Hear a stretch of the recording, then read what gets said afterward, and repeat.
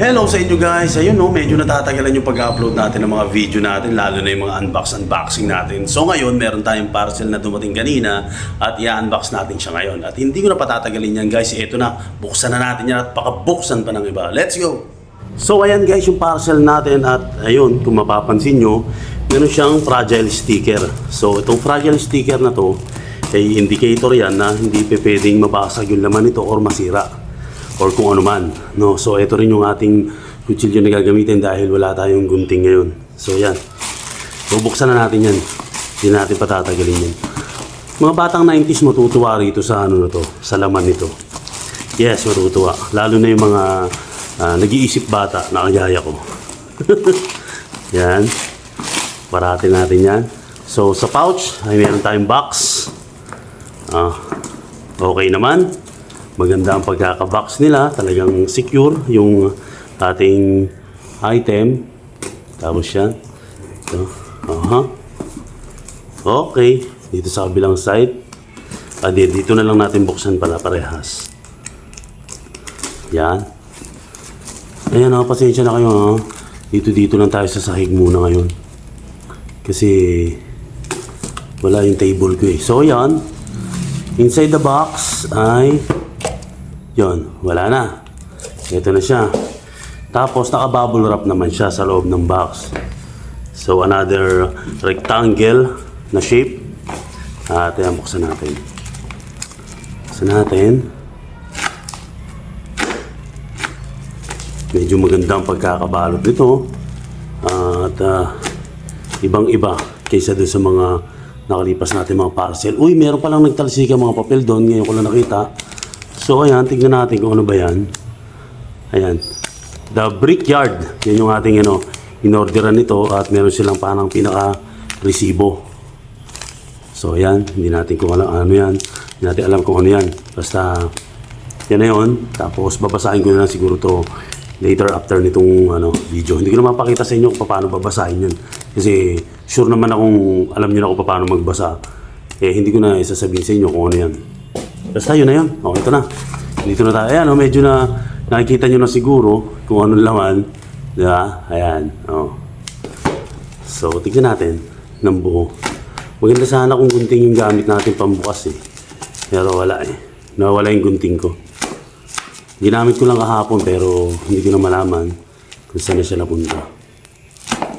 So, buti na lang. Mayroon tayong kahit pa paano, may kutsilyo tayo dito na nagagamit. Maliit na kutsilyo na ito pa may talas ng konti. So ayan, kita nyo dyan, Tamiya. So ayan, mga batang 90s, nako, gustong gusto to.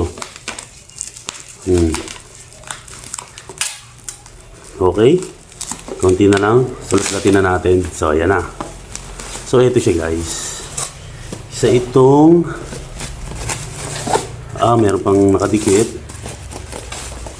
Ayun yung matanggal. Tanggalin muna natin Huwag ko siya ipakilala sa inyo. So ayan, tagal natin to. Isa itong Neo Falcon mini 4-wheel drive na laruan. So ayan, Tamiya. Tapos meron siyang motor or pinaka-dynamo niya na magpapaandar sa kanya. Ito ay battery operated. So ayan yung itsura niya. Nasa gitna yung dynamo. Tapos yan, meron siyang mga gear sa gilid. Yan yung itsura niya. Yan. So check natin kung anong nasa loob. Pero hindi ko na-assemblein to guys. Hindi ko na pakita assemblein or siguro sa separate video na lang kung ipapakita sa inyo kung paano mag-assemble kasi matagal to. Yan, kasi sobrang nalimutan ko na kung paano mag-assemble nito. At kung ano yung dahilan kung ba't ako nag-avail nito, sa akin na lang yun. So ayan, dito sa box ay merong mga makikita tayo dyan na kung ano-ano na naka-print. Okay na yan, dito tayo. Ito yung kanyang part. Ito yung pinaka-top na part niya. Pinaka-ibabaw na parte niya. So yan, black lang siya kasi hindi pa nakadikit yung stickers niya. So So yan.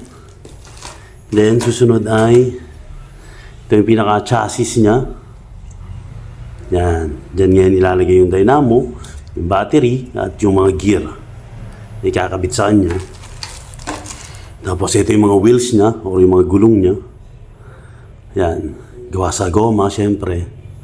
Para hindi siya dudulas. So yan. Next ay yan yung pinaka, ang tawag dito, rim ng pinakagulong niya. So ganito yan. Yan, ipapasok mo yan dyan para magiging gulong siya. So yan, ganyan siya. Okay, yung wheels, tsaka yung rim ng gulong. Tapos ito ay yung mga other parts. Ano ba itong mga other parts na to?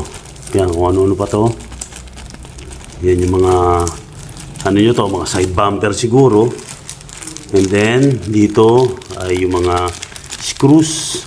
Yan, meron tayo dito ng screwdriver na maliit. Tapos kung ano-ano pa, may Allen wrench na maliit. Yung mga gear. Yan, mga bumper. Tapos yung mga connectors niya para sa battery at sa pinaka-motors niya. Ayan. Pinaka-motor niya kasi ito.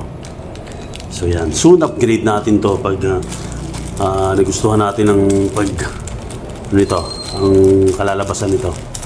So yan. Tapos then ito, user's manual guide.